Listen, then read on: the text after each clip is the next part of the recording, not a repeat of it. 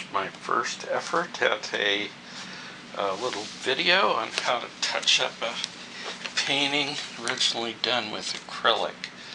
And I got my little paints here.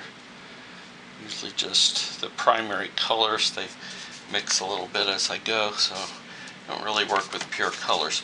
There's too much distraction in this picture, I would say, so I'm going to go over it with some white.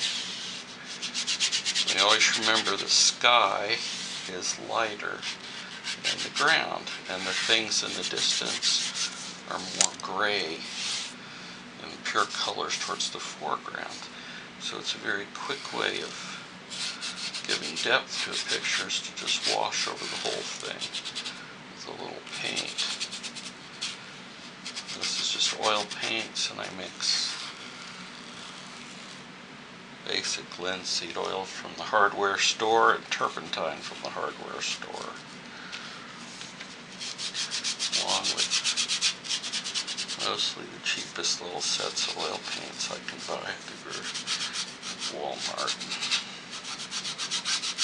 I pretty much washed over the whole things, but I want to pick out bands of light and bands of dark. My old painting does show through. I'm going to leave the sky about this white. You can always, if you feel like you put on too much, take a little paper towel, wipe it off. Same with these mountains.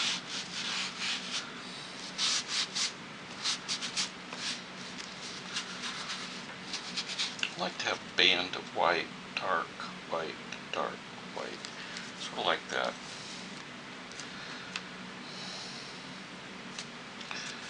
Now, this was originally supposed to be some sort of mountain. I'll just redefine the edge of it. I like to go through the painting and create a design that makes it attractive with really as few lines as possible. I have, to a large degree, the colors I have here have randomly evolved from my last paintings. So everything's a happy accident. Pretty much. Got a few lines here. I like to think that the lines could stand by themselves without the rest of the painting as falling into sort of an attractive pattern. Every line should be attractive. Now, let's see if I can get a little sort of bluish paint over here. And I'm just going to stipple that on there with dabs. Always liked sort of rapid, quick methods in art.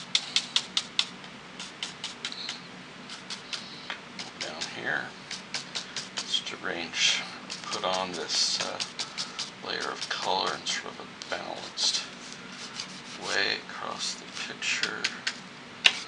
Put a little, if anything, on the ground, and put up in the sky too.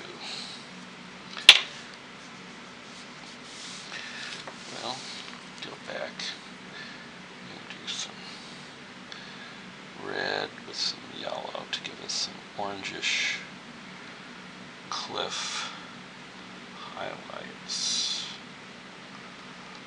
I always figured there should be 3 segments to the cliff, each broken into 3 parts. Let the colors mix.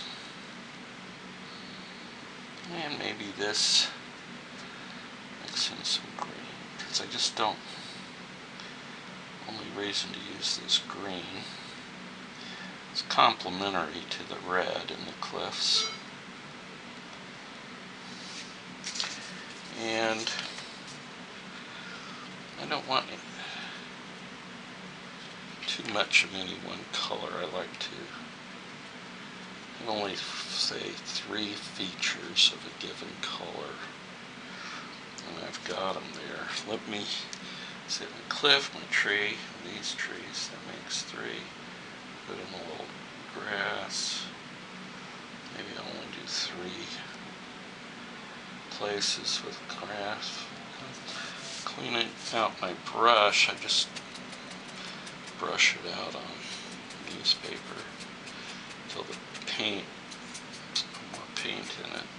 Then I'm ready to pick up a little white here, decide where my highlights are going to be, just sort of like my dark lines. Only a few highlights, and I'd sort of like them to stand on their own, that if I just took the white out of this picture and portrayed it, it would form an attractive pattern. Attractive means it's got balance, it's got rhythm, it's simple, describes what you're looking at. I always like to use up whatever paint I have in my brush. It's one of the ideas for getting a balanced painting is choose your palette and the amount of paint in a balanced way. Use it all up. Your result will be balanced. As I put in details, use progressively smaller amounts of paint. It's like the big blotches are parents, and then the little blotches are children, and then grandchildren. Well, we should only have 2 parents and maybe a couple older kids, then youngers, and lots of little grandchildren.